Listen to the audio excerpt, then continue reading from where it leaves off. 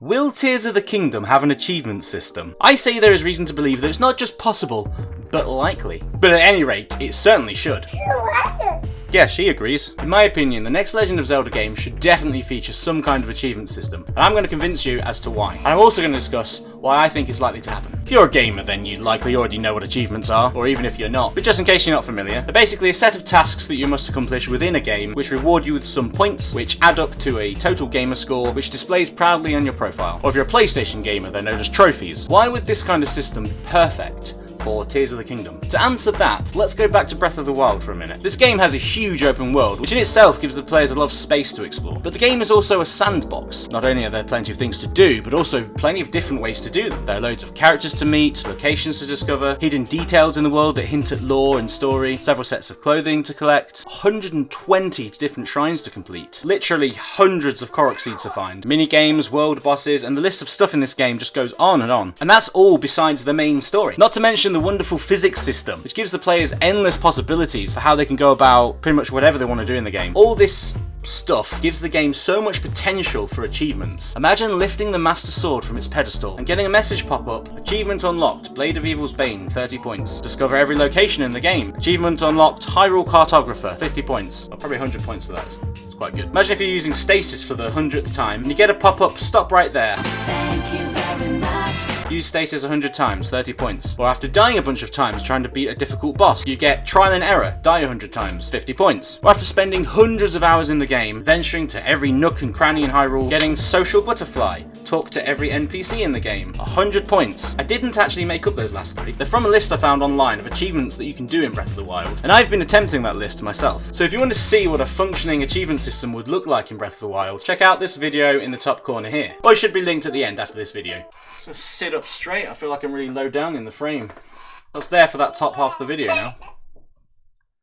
You alright? Squeaky, like my chair. No, the game doesn't have an achievement system, but I worked something out. Check out the video and you'll see what I mean. Anyway, I had so much fun trying these out, and I've got plenty more on that list to accomplish, which just proves to me that achievements would have made this game so much better. And I realised the reason for that. I came to a point in the game a while ago where I'd finished the story, I'd done all the shrines, I'd done everything in the game that I wanted to do, and each time I booted up the game from then on, I was just kind of wandering around, kind of aimlessly, and that was fun. And that's still fun now, but it doesn't hold my attention like it used to. But having extra goals and things to work towards, some of them being accomplished in the background while you're frolicking aimlessly, adds something extra to do in the game, and an extra sense of accomplishment. I can think of so many ideas for achievements that I wouldn't be able to list them all in this video, but here's a few. Collecting every Korok seed, talking to every NPC, beating every different type of monster, completing every shrine of course, activating all the towers, unlocking all the runes, which you would get for completing the plateau anyway, getting certain scores on various minigames, or more creative ones like using a certain weapon on a certain monster, something that would fit thematically, or having certain weapons and costume sets equipped at once, such as the Of the Wild clothing set with the Master Sword and Hylian shield. You know, and maybe other references to older games like shooting the sun with an arrow at Lake Hylia. Possibilities are absolutely endless. So as a sequel to Breath of the Wild, Tears of the Kingdom is going to have a similar sandbox feel to it. It's going to have an even bigger world to explore, probably more things to do, more characters to meet, and almost certainly another collectible like Korok seeds. So the potential for achievements to hunt is even greater. Also, since I wrote this script, there was an art book leak, and I did do a video about that, but it got copyright claimed, even though I'm sure that my use of the material was under fair use. I'll have a spoiler warning here, but it's not a story spoiler, it's just things that are in the game that I kind of know about from trailers anyway. There's going to be a rich, deep crafting system in this game. So again, that unlocks more potential for achievements. You know, craft a certain amount of items, or craft a particular weapon that's hard to make. But just because there's a potential for achievements there, that doesn't necessarily mean that the game would benefit from having them. However, I really feel that it would. Possibly the greatest thing about Breath of the Wild is the sense of adventure and exploration. But sometimes you go to great lengths to explore parts of Hyrule as thoroughly as possible, yet you're kind of left with a feeling of disappointment when you don't really get much in return. Yes, the adventure itself is the true reward, but sometimes you find a remote area or a hard to reach place, and you really feel like you should find a rare item or a weapon or something interesting there. But there's either nothing, or there's just a chest containing yet another piece of amber. Most of the time there's a Korok in places like these, but there are still plenty of areas where you explore every nook and cranny. You know, you think, I should have got rewarded for that, but I didn't really get anything. Of course, occasionally you do get rewarded with like a rare weapon or shield or bow. Bow is a weapon, but anyway. But later on in the game, you often either have that weapon already, or you don't have any space and have to leave it, or throw away one of the dozens of just as powerful weapons you've already got. So how would achievements help with this? Some people say that not having achievements is better better, because you can just enjoy and focusing on the content of the game, just relaxing and enjoying the beautiful world of Hyrule, rather than feeling like you have to accomplish something. But I think it would actually improve the sense of adventure, since you can still relax and frolic in the wild without a care. But then there's more to do when you do want a goal to work towards. Also, more of what you're doing in the game is contributing towards a goal. For instance, wouldn't aimlessly wandering around the plains of Hyrule feel even nicer when you know that while you're enjoying the scenery, you're also making progress towards an achievement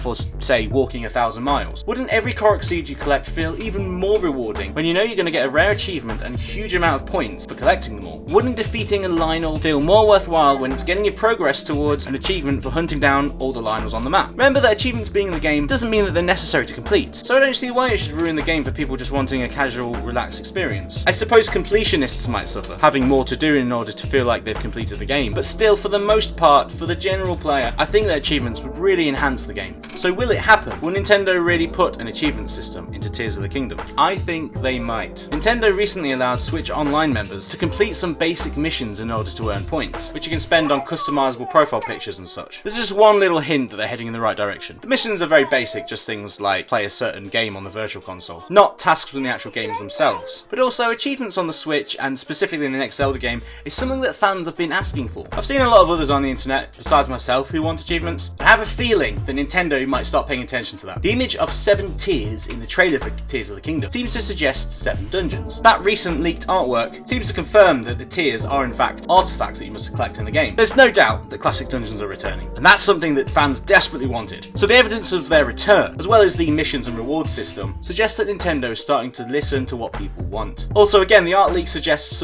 many other things that people want in the game as well. For instance, Ganondorf's return, something fans always like, isn't it? Is more Ganondorf. And the crafting system, again, that's something that people said was missing from Breath of the Wild, a good crafting system. Nintendo have listened to that and said, okay, we'll do it. But is an achievement system realistically something that Nintendo would do? Yes, because it wouldn't actually be the first Switch game to have an achievement system. Super Mario Odyssey has achievements within the game. At the end of the game, you can speak to Toadette to access a whole list of achievements, which award you for moons for each completed task. A similar thing in Tears of the Kingdom would be great, but there are also other Switch games that contain an in-game achievement system, such as the Mega Man Legacy Collection, Cuphead, and the entire Shovel Knight series. So it's entirely possible that Nintendo will include them in future games. I don't know how likely it is that it would introduce a whole global achievement system where you have an overall score based on the points you get from achievements in all your games added together, but I would love it if they did. You could compete with your friends to get a high score, even if you don't play the same games as them, which I think is fun. I do a bit of achievement hunting on Xbox, and I just love it. Oh, and the dopamine hit when you get that achievement pop. Oh, beautiful. It sounds stupid, but it's true. As I mentioned earlier, if you want to see me trying for some achievements in Breath of the Wild, check out the video linked at the end. Or if you want to watch the full stream, it's there on the live section of my channel. Thanks for watching my video. I've got more coming out soon, but until then, you stay classy, fellow Hylians.